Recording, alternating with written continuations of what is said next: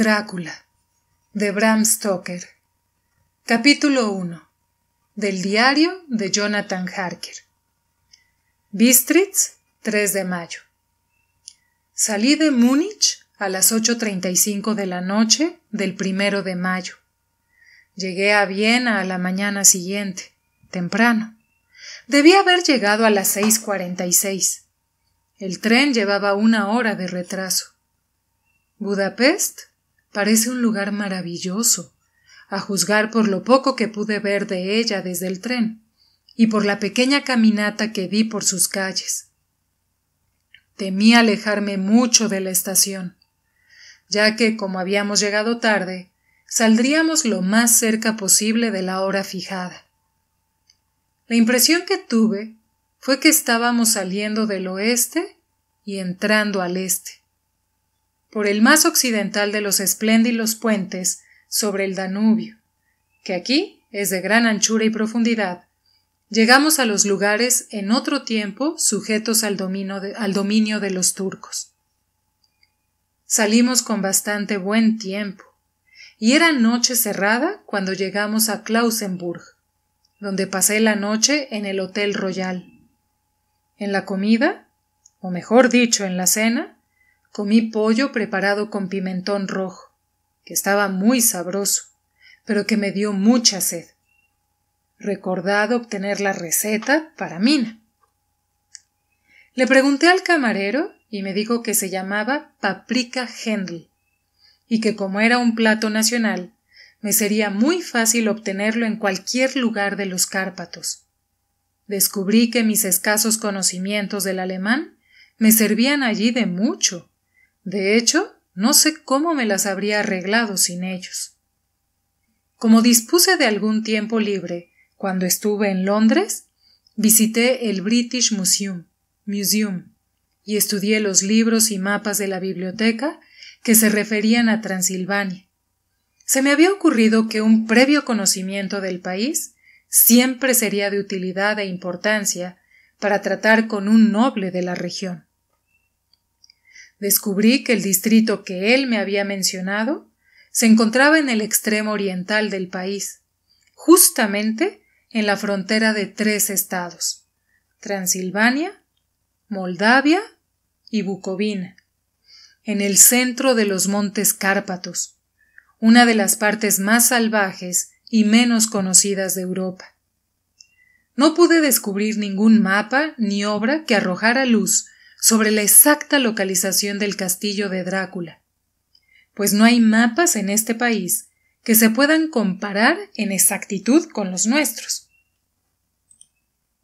Pero descubrí que Bistritz, el pueblo de posta mencionado por el conde Drácula, era un lugar bastante conocido. Voy a incluir aquí algunas de mis notas, pues pueden refrescarme la memoria cuando le relate mis viajes a Mina.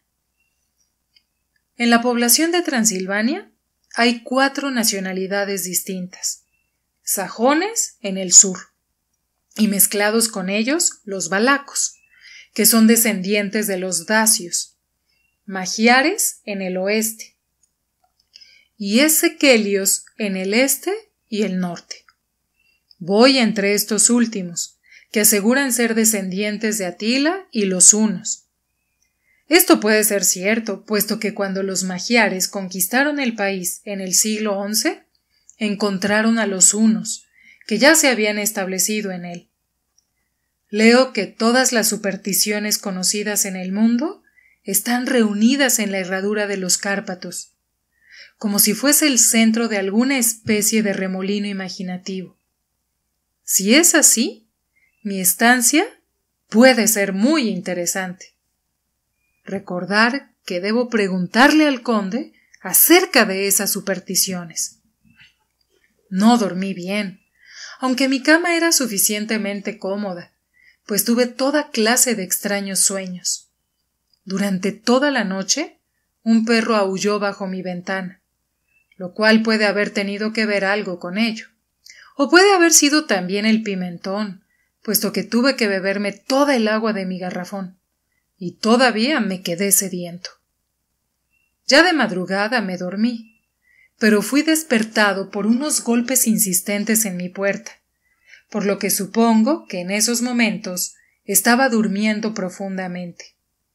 Comí más pimentón en el desayuno, una especie de potaje hecho de harina de maíz que dicen era mamaliga y berenjena rellena con picadillo, un excelente plato al cual llaman impletata. Recordar obtener también la receta de esto. Me apresuré a desayunarme, ya que el tren salía un poco después de las 8, o mejor dicho, debió haber salido, pues después de correr a la estación a las 7:30, tuve que aguardar sentado en el vagón durante más de 1 hora antes de que nos pusiéramos en movimiento. Me parece que cuanto más al este se vaya, menos puntuales son los trenes.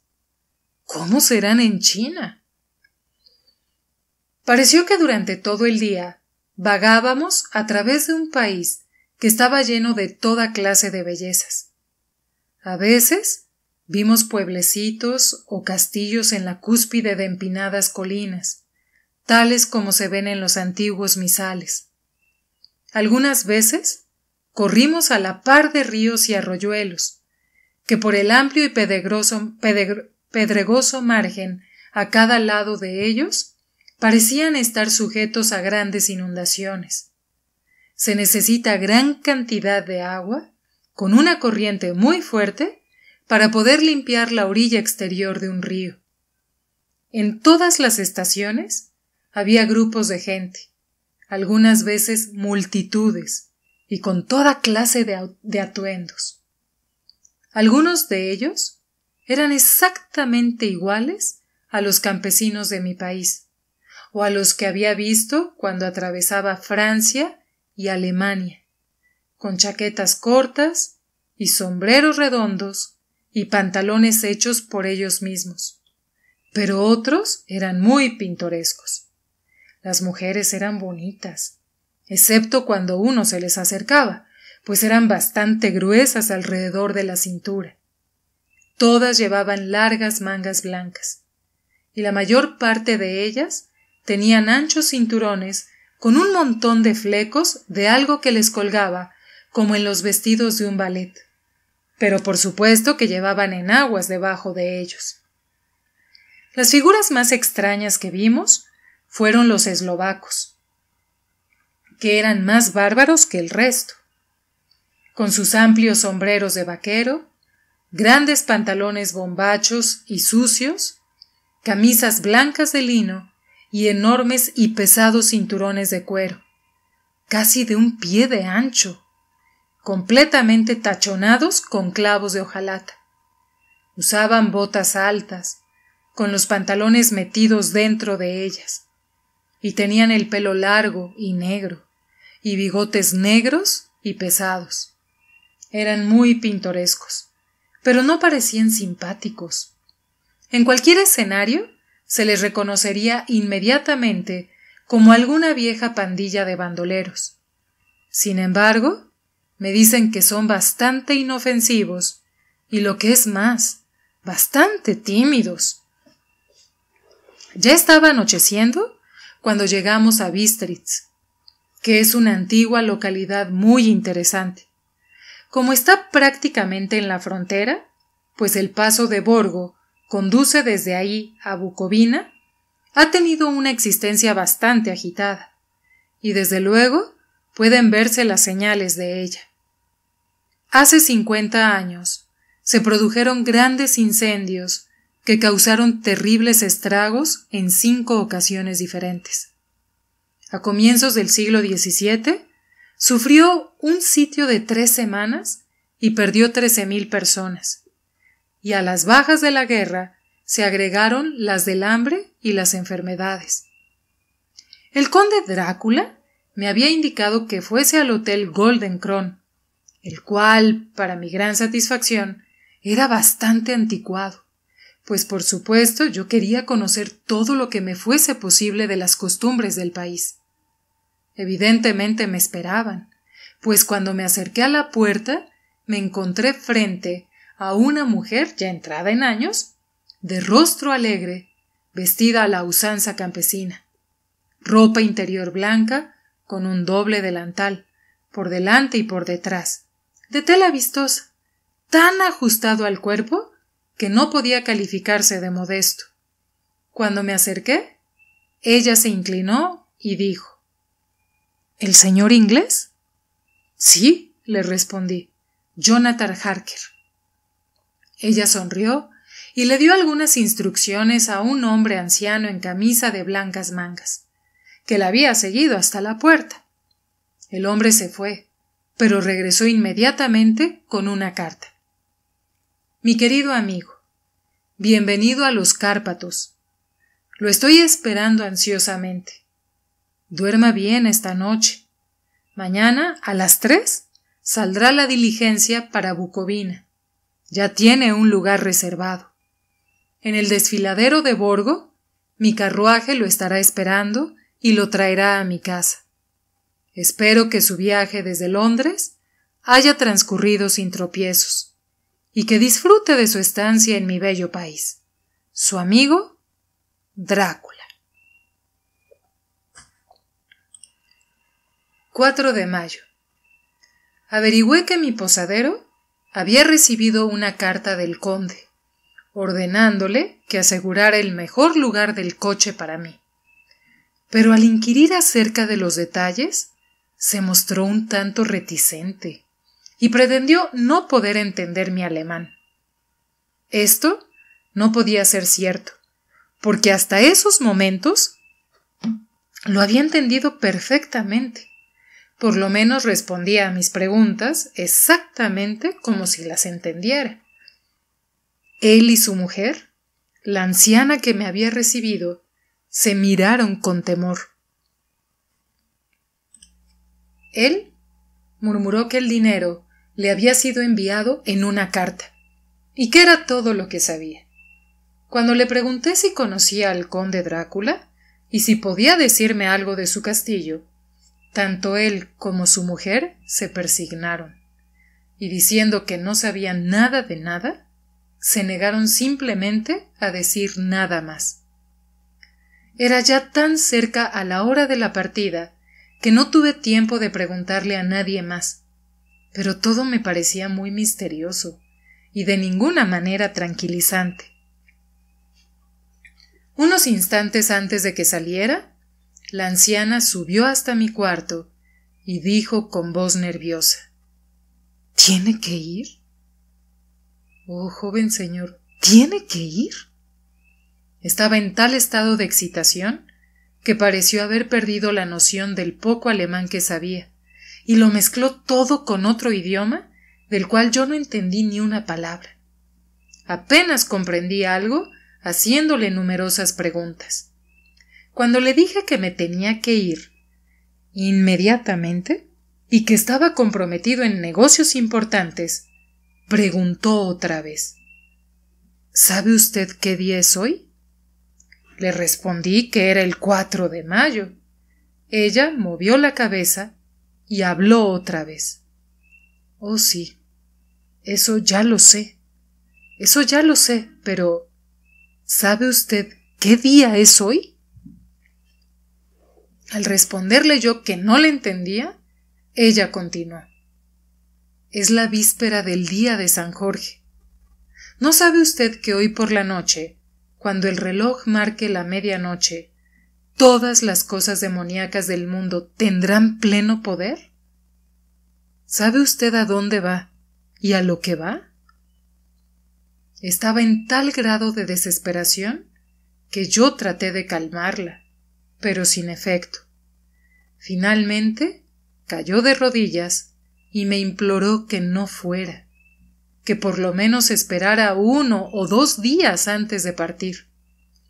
Todo aquello era bastante ridículo, pero yo no me sentí tranquilo. Sin embargo, tenía un negocio que arreglar y no podía permitir que nada se interpusiera. Por lo tanto, traté de levantarla y le dije tan seriamente como pude que le agradecía, pero que mi deber era imperativo y yo tenía que partir. Entonces ella se levantó y secó sus ojos. y tomando un crucifijo de su cuello, me lo ofreció. Yo no sabía qué hacer, pues como fiel de la Iglesia anglicana, me he acostumbrado a ver semejantes cosas como símbolos de idolatría, y sin embargo, me pareció descortés rechazárselo a una anciana con tan buenos propósitos y en tal estado mental. Supongo que ella pudo leer la duda en mi rostro, pues me puso el rosario alrededor del cuello y dijo: por amor a su madre, por amor a su madre. Y luego salió del cuarto. Estoy escribiendo esta parte de mi diario mientras espero el coche, que por supuesto está retrasado, y el crucifijo todavía cuelga alrededor de mi cuello. No sé si es el miedo de la anciana o las múltiples tradiciones fantasmales de este lugar, o el mismo crucifijo, pero lo cierto es que no me siento tan tranquilo como de costumbre. Si este libro llega alguna vez a manos de Mina antes que yo, que le lleve mi adiós. Aquí viene mi coche. 5 de mayo. El castillo. La oscuridad de la mañana ha pasado y el sol está muy alto sobre el horizonte distante, que parece perseguido, no sé si por árboles o por colinas, pues está tan alejado que las cosas grandes y pequeñas se mezclan. No tengo sueño, y como no se me llamará hasta que despierte solo, naturalmente escribo hasta que llegue el sueño. Hay muchas cosas raras que quisiera anotar, y para que nadie al leerlas pueda imaginarse que cené demasiado bien antes de salir de Bistritz, también anotaré exactamente mi cena. Cené lo que ellos llaman biftec robado, con rodajas de tocino, cebolla y carne de res, todo sazonado con pimiento rojo, ensartado en palos y asado, en el estilo sencillo de la carne de gato de Londres. El vino era mediash dorado, que produce una rara picazón en la lengua, la cual, sin embargo, no es desagradable. Solo bebí un par de vasos de este vino y nada más. Cuando llegué al coche, el conductor todavía no había tomado su asiento, y lo vi hablando con la dueña de la posada. Evidentemente hablaban de mí, pues de vez en cuando se volvían para verme, y algunas de las personas que estaban sentadas en el banco, fuera de la puerta, a las que llaman con un nombre que significa portadores de palabra, se acercaron y escucharon, y luego me miraron, la mayor parte de ellos compadeciéndome. Pude escuchar muchas palabras que se repetían a menudo, palabras raras, pues había muchas nacionalidades en el grupo. Así es que tranquilamente extraje mi diccionario políglota de mi petaca y las busqué. Debo admitir que no me produjeron ninguna alegría, pues entre ellas estaban Ordog, Satanás, Pokol, infierno, Stregoica, bruja, Brolok y Vlokslak, las que significaban la misma cosa, una en eslovaco y la otra en serbio, designando algo que es un hombre lobo o un vampiro. Recordar. Debo preguntarle al conde acerca de estas supersticiones. Cuando partimos, la multitud alrededor de la puerta de la posada, que para entonces ya había crecido a un número considerable, todos hicieron el signo de la cruz y dirigieron 2 dedos hacia mí. Con alguna dificultad conseguí que un pasajero acompañante me dijera qué significaba todo aquello. Al principio no quería responderme, pero cuando supo que yo era inglés, me explicó que era el encanto o hechizo contra el mal de ojo. Esto tampoco me agradó mayormente cuando salía hacia un lugar desconocido con un hombre desconocido. Pero todo el mundo parecía tan bondadoso, tan compasivo y tan simpático que no pude evitar sentirme emocionado. Nunca olvidaré el último vistazo que eché al patio interior de la posada y su multitud de pintorescos personajes, todos persignándose, mientras estaban alrededor del amplio pórtico, con su fondo de rico follaje de adelfas y árboles de naranjo en verdes tonelitos agrupados en el centro del patio. Entonces nuestro conductor, cuyo amplio pantalón de lino cubría todo el asiento frontal, ellos lo llamaban Gotza, fustigó su gran látigo sobre los 4 pequeños caballos que corrían de 2 en 2 e iniciamos nuestro viaje. Pronto perdí de vista y de la memoria los fantasmales temores en la belleza de la escena por la que atravesábamos, aunque si yo hubiese conocido el idioma, o mejor, los idiomas que hablaban mis compañeros de viaje, es muy posible que no hubiese sido capaz de deshacerme de ellos tan fácilmente. Ante nosotros se extendía el verde campo inclinado, lleno de bosques con empinadas colinas aquí y allá, coronadas con cúmulos de tréboles o con casas campesinas, con sus paredes vacías, viendo hacia la carretera. Por todos lados había una enloquecedora cantidad de frutos en flor, manzanas, ciruelas, peras y fresas, y a medida que avanzábamos pude ver cómo la verde hierba bajo los árboles estaba cuajada con pétalos caídos. La carretera entraba y salía entre estas verdes colinas de lo que aquí llaman Tierra Media, liberándose al barrer alrededor de las curvas o cerrada por los estrangulantes brazos de los bosques de pino, que aquí y allá corrían colina abajo como lenguas de fuego. El camino era áspero, pero a pesar de ello parecía que volábamos con una prisa excitante.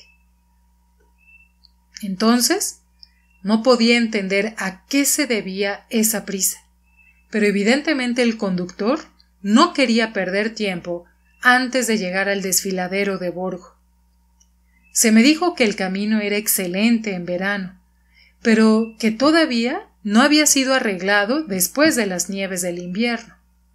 A este respecto, era diferente a la mayoría de los caminos de los Cárpatos, pues es una antigua tradición que no deben ser mantenidos en tan buen estado.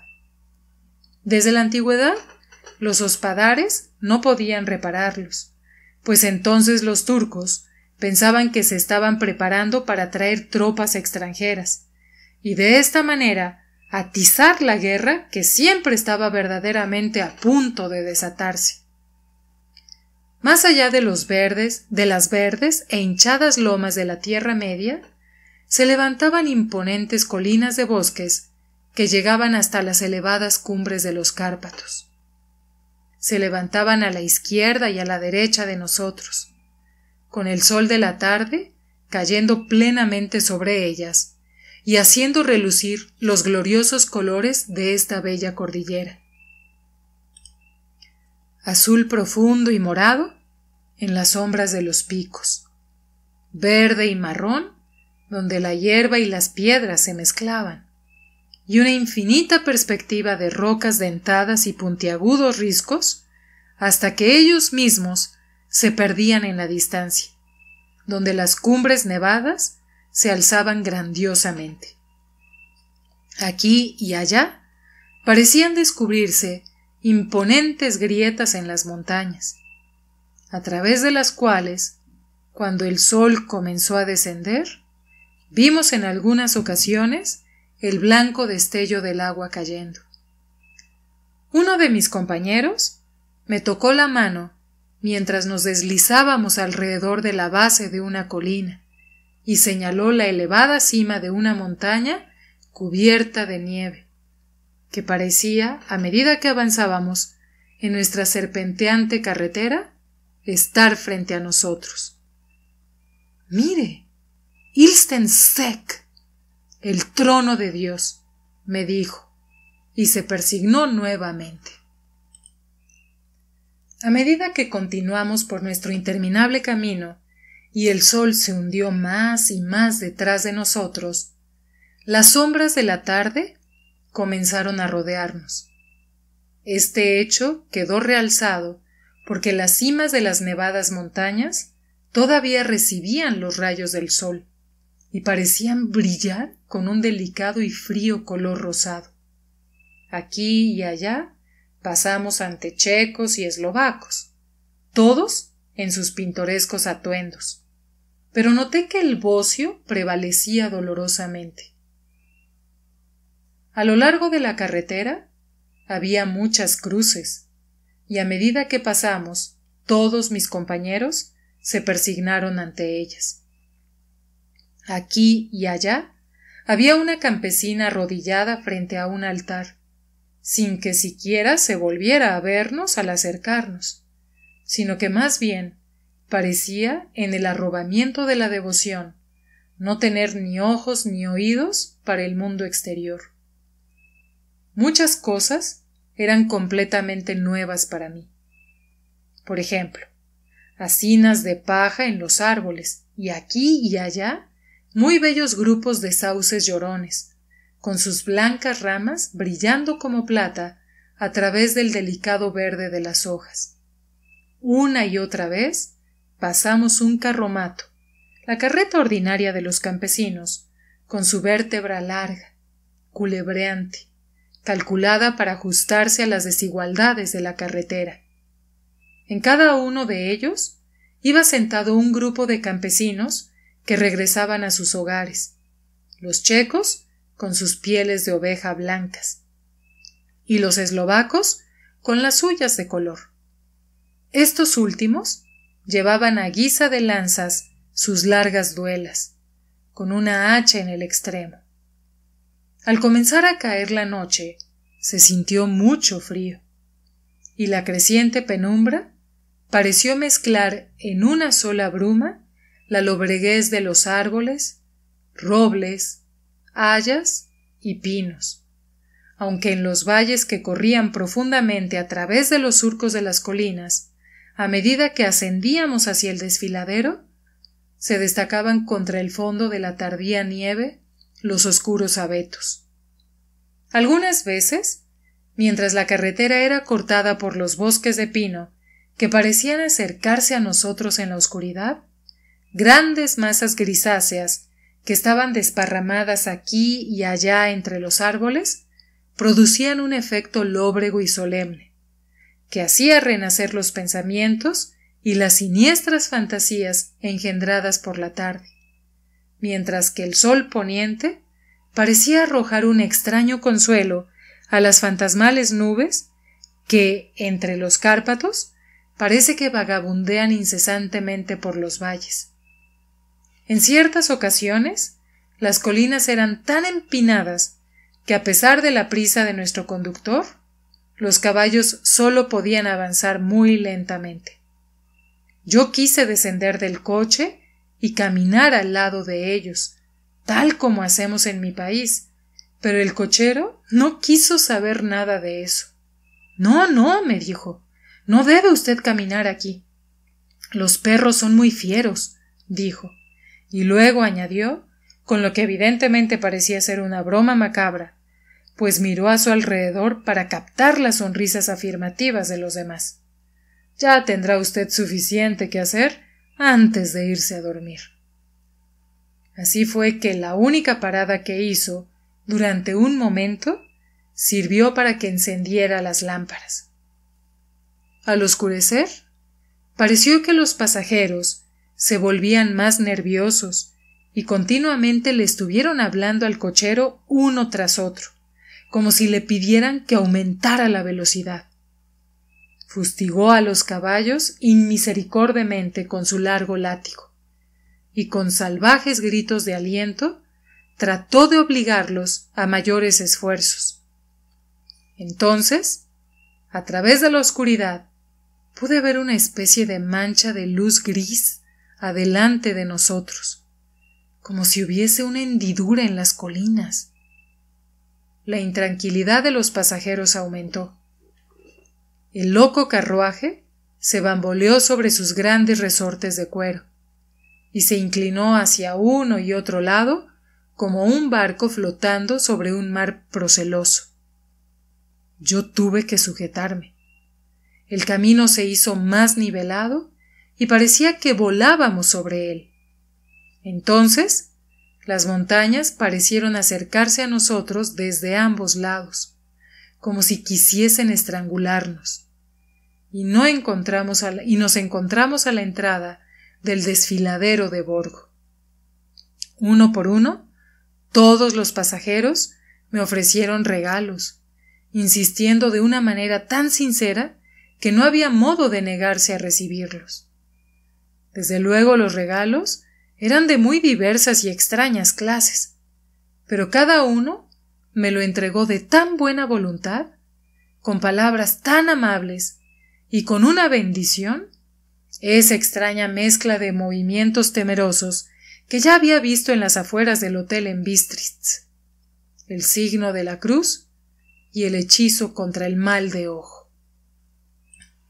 Entonces, al tiempo que volábamos, el cochero se inclinó hacia adelante y a cada lado los pasajeros, apoyándose sobre las ventanillas del coche, escudriñaron ansiosamente la oscuridad. Era evidente que se esperaba que sucediera algo raro, pero aunque le pregunté a cada uno de los pasajeros, ninguno me dio la menor explicación. Este estado de ánimo duró algún tiempo, y al final vimos cómo el desfiladero se abría hacia el lado oriental. Sobre nosotros pendían oscuras y tenebrosas nubes, y el aire se encontraba pesado, cargado con la opresiva sensación del trueno. Parecía como si la cordillera separara dos atmósferas, y que ahora hubiésemos entrado en la tormentosa. Yo mismo me puse a buscar el vehículo que debía llevarme hasta la residencia del conde. A cada instante esperaba ver el destello de lámparas a través de la negrura, pero todo se quedó en la mayor oscuridad. La única luz provenía de los parpadeantes rayos de luz de nuestras propias lámparas, en las cuales los vaos de nuestros agotados caballos se elevaban como nubes blancas. Ahora pudimos ver el arenoso camino extendiéndose blanco frente a nosotros, pero en él no había ninguna señal de un vehículo. Los pasajeros se reclinaron con un suspiro de alegría, que parecía burlarse de mi propia desilusión. Ya estaba pensando qué podía hacer en tal situación, cuando el cochero, mirando su reloj, dijo a los otros algo que apenas pude oír. Tan suave y misterioso fue el tono en que lo dijo. Creo que fue algo así como 1 hora antes de tiempo. Entonces se volvió a mí y me dijo en un alemán peor que el mío: No hay ningún carruaje aquí. Después de todo, nadie espera al señor. Será mejor que ahora venga a Bucovina y regrese mañana o al día siguiente. Mejor al día siguiente. Mientras hablaba, los caballos comenzaron a piafar y a relinchar, y a encabritarse tan salvajemente que el cochero tuvo que sujetarlos con firmeza. Entonces, en medio de un coro de alaridos de los campesinos que se persignaban apresuradamente, apareció detrás de nosotros una calesa. Nos pasó y se detuvo al lado de nuestro coche. Por la luz que despedían nuestras lámparas, al caer los rayos sobre ellos, pude ver que los caballos eran unos espléndidos animales, negros como el carbón. Estaban conducidos por un hombre alto, con una larga barba grisácea y un gran sombrero negro, que parecía ocultar su rostro de nosotros. Solo pude ver el destello de un par de ojos muy brillantes, que parecieron rojos al resplandor de la lámpara. En los instantes en que el hombre se volvió a nosotros, se dirigió al cochero. Llegó usted muy temprano hoy, amigo. El hombre replicó balbuceando. El señor inglés tenía prisa. Entonces el extraño volvió a hablar. Supongo entonces que por eso usted deseaba que él siguiera hasta Bucovina. No puede engañarme, mi amigo. Sé demasiado. Y mis caballos son veloces. Y al hablar sonrió, y cuando la luz de la lámpara cayó sobre su fina y dura boca, con labios muy rojos, sus agudos dientes le brillaron blancos como el marfil. Uno de mis compañeros le susurró a otro aquella frase de la Leonora de Burger: Den die Toten reiten schnell. Pues los muertos viajan velozmente. El extraño conductor escuchó evidentemente las palabras, pues alzó la mirada con una centelleante sonrisa. El pasajero escondió el rostro al mismo tiempo que hizo la señal con los 2 dedos y se persignó. Dadme el equipaje del señor, dijo el extraño cochero. Con una presteza excesiva, mis maletas fueron sacadas y acomodadas en la calesa. Luego descendí del coche, pues la calesa estaba situada a su lado, y el cochero me ayudó con una mano que asió mi brazo con un puño de acero. Su fuerza debía ser prodigiosa. Sin decir palabra, agitó las riendas. Los caballos dieron media vuelta y nos deslizamos hacia la oscuridad del desfiladero. Al mirar hacia atrás, vi el vaho de los caballos del coche a la luz de las lámparas, y proyectadas contra ella las figuras de mis hasta hacía poco compañeros, persignándose. Entonces, el cochero fustigó su látigo y gritó a los caballos, y todos arrancaron con rumbo a Bucovina. Al perderse en la oscuridad, sentí un extraño escalofrío, y un sentimiento de soledad se apoderó de mí.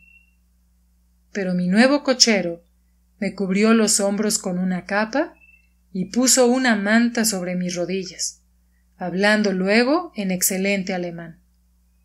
La noche está fría, señor mío, y mi señor el conde me pidió que tuviera buen cuidado de usted. Debajo del asiento hay una botella de Slivovitz, un licor regional hecho de ciruelas, en caso de que usted guste. Pero yo no tomé nada, aunque era agradable saber que había una provisión de licor. Me sentí un poco extraño, y no menos asustado. Creo que si hubiese habido otra alternativa, yo la hubiese tomado en vez de proseguir aquel misterioso viaje nocturno. El carruaje avanzó a paso rápido, en línea recta. Luego dimos una curva completa y nos internamos por otro camino recto. Me pareció que simplemente dábamos vuelta una y otra vez sobre el mismo lugar. Así pues, tomé nota de un punto sobresaliente y confirmé mis sospechas.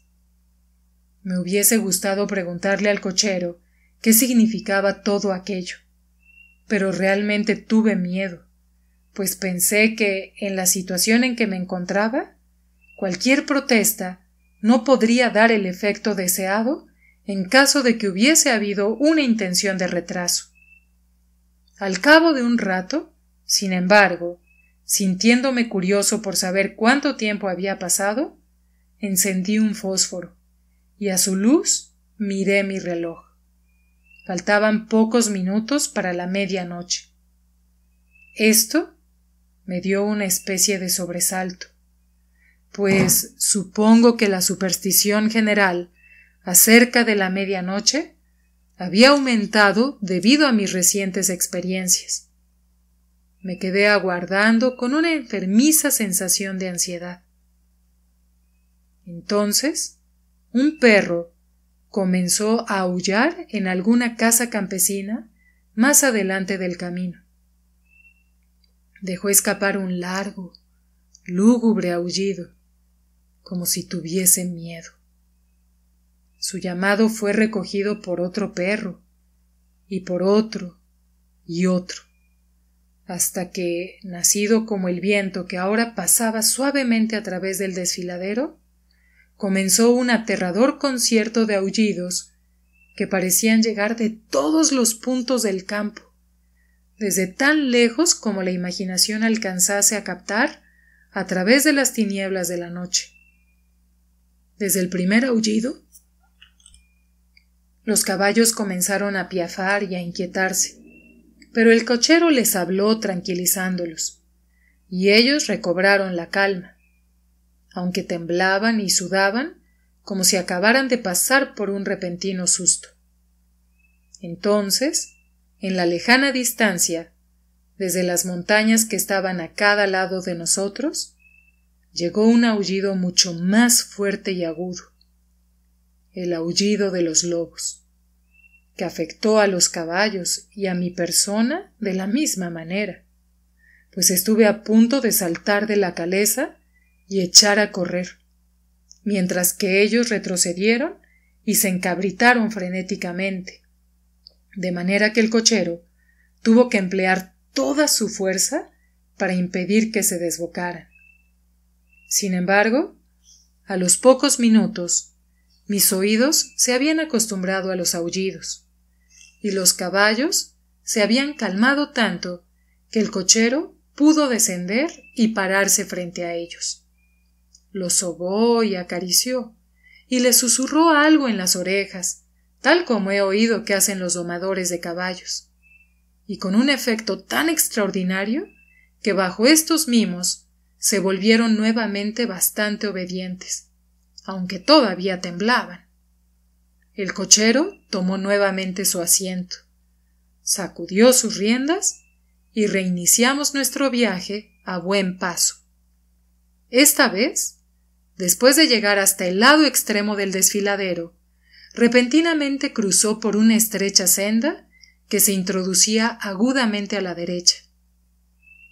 Pronto nos encontramos obstruidos por árboles, que en algunos lugares cubrían por completo el camino, formando una especie de túnel a través del cual pasábamos, y además de eso, gigantescos peñascos amenazadores nos hacían valla a uno y otro lado.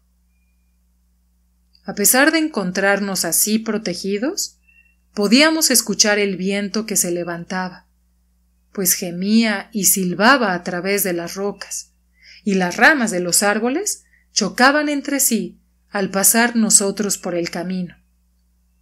Hizo cada vez más frío, y una fina nieve comenzó a caer, de tal manera que al momento alrededor de nosotros todo estaba cubierto por un manto blanco. El aguzado viento todavía llevaba los aullidos de los perros, aunque éstos fueron decreciendo a medida que nos alejábamos. El aullido de los lobos, en cambio, se acercó cada vez más, como si ellos se fuesen aproximando hacia nosotros por todos lados. Me sentí terriblemente angustiado, y los caballos compartieron mi miedo. Sin embargo, el cochero no parecía tener ningún temor. Continuamente volvía la cabeza hacia la izquierda y hacia la derecha, pero yo no podía ver nada a través de la oscuridad. Repentinamente, lejos, a la izquierda, divisé el débil resplandor de una llama azul. El cochero lo vio al mismo tiempo. Inmediatamente paró los caballos y, saltando a tierra, desapareció en la oscuridad. Yo no sabía qué hacer, y mucho menos debido a que los aullidos de los lobos parecían acercarse.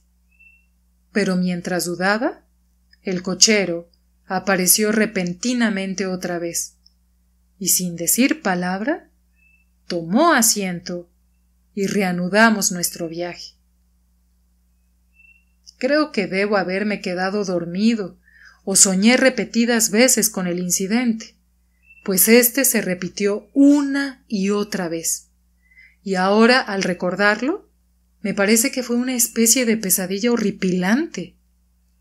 Una vez la llama apareció tan cerca del camino que hasta en la oscuridad que nos rodeaba pude observar los movimientos del cochero. Se dirigió rápidamente a donde estaba la llama azul. Debe haber sido muy tenue porque no parecía iluminar el lugar alrededor de ella. Y tomando algunas piedras, las colocó en una forma significativa. En una ocasión, fui víctima de un extraño efecto óptico. Estando él parado entre la llama y yo, no pareció obstruirla, porque continué viendo su fantasmal luminosidad. Esto me asombró, pero como solo fue un efecto momentáneo, supuse que mis ojos me habían engañado debido al esfuerzo que hacía en la oscuridad. Luego, por un tiempo, ya no aparecieron las llamas azules, y nos lanzamos velozmente a través de la oscuridad, con los aullidos de los lobos rodeándonos, como si nos siguieran en círculos envolventes. Finalmente, el cochero se alejó más de lo que había hecho hasta entonces, y durante su ausencia, los caballos comenzaron a temblar más que nunca, y a piafar y relinchar de miedo. No pude ver ninguna causa que motivara su nerviosismo, pues los aullidos de los lobos habían cesado por completo. Pero entonces la luna, navegando a través de las negras nubes, apareció detrás de la dentada cresta de una roca saliente revestida de pinos, y a su luz vi alrededor de nosotros un círculo de lobos, con dientes blancos y lenguas rojas y colgantes, con largos miembros sinuosos y pelo hirsuto. Eran 100 veces más terribles en aquel lúgubre silencio que los rodeaba que cuando estaban aullando. Por mi parte, caí en una especie de parálisis de miedo. Solo cuando el hombre se encuentra cara a cara con semejantes horrores, puede comprender su verdadero significado. De pronto, todos los lobos comenzaron a aullar como si la luz de la luna produjera un efecto peculiar en ellos. Los caballos se encabritaron y retrocedieron, y miraron impotentes alrededor con unos ojos que giraban de manera dolorosa. Pero el círculo viviente de terror los acompañaba a cada lado. Forzosamente tuvieron que permanecer dentro de él. Yo le grité al cochero que regresara, pues me pareció que nuestra última alternativa era tratar de abrirnos paso a través del círculo, y para ayudarle a su regreso, grité y golpeé a un lado de la caleza, esperando que el ruido espantara a los lobos de aquel lado y así él tuviese oportunidad de subir al coche. ¿Cómo finalmente llegó? Es cosa que no sé, pero escuché su voz alzarse en un tono de mando imperioso, y mirando hacia el lugar de donde provenía, lo vi parado en medio del camino. Agitó los largos brazos como si tratase de apartar un obstáculo impalpable, y los lobos se retiraron.